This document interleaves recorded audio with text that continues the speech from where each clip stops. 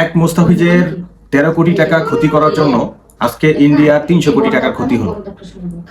আইসিসির ক্ষতি হলো প্রায় 6,000 কোটি টাকার মতো শুধু এক মুস্তাফিজের জন্য। এই মুস্তাফিজ আজকে পিএসএল এর দল পেল বাংলাদেশি টাকায় 2,81,00,000 টাকা। দেখেন, মুস্তাফিজের ক্ষতি করতে গিয়ে ইন্ডিয়ারই ক্ষতি হলো, কারণ আইপিএল ম্যাচ বয়কট করা হয়েছে।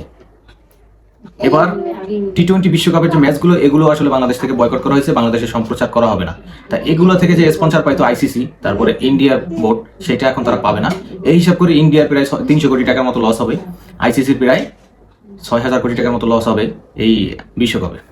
কারণ ইন্ডিয়া এবং পাকিস্তানের যে ম্যাচটা হওয়ার কথা ছিল, এই ম্যাচটা থেকেই কিন্তু আইসিসি বড় একটা টাকা ইনকাম রেভিনিউ আসে। কিন্তু এবার কিন্তু সেই ম্যাচটা তাদের হবে না, কারণ পাকিস্তান এই ম্যাচটা খেলবে না। ইস্যু কিন্তু এই যে মুস্তাফিজকে ঘিরেই যে বাংলাদেশের যে বিশ্বকাপে না খেলা, সেটাকে কেন্দ্র করেই কিন্তু পাকিস্তান এবার তারা ইন্ডিয়ার সাথে ম্যাচটা খেলবে না। যদি এখানে বাংলাদেশ খেলতো তাহলে কিন্তু এরকম কোনো সম্ভাবনা ছিল না, যে সম্ভাবনাটা এখন তৈরি হয়েছে। যাই হোক, মুস্তাফিজের 13 কোটি টাকার ক্ষতি করতে যে এখন ভারতের নাকানি চুবনি খাইছে। একদিকে আর্থিক ক্ষতি হয়েছে, তারপরে ইমেজ নষ্ট হয়েছে, বাংলাদেশেরও ক্ষতি হবে, আমরা সেটা জানি, বাংলাদেশ বোর্ডেরও ক্ষতি হবে। তারপরও বাংলাদেশে তাদের সিদ্ধান্ত অনড় ছিল, বা একটা প্লেয়ার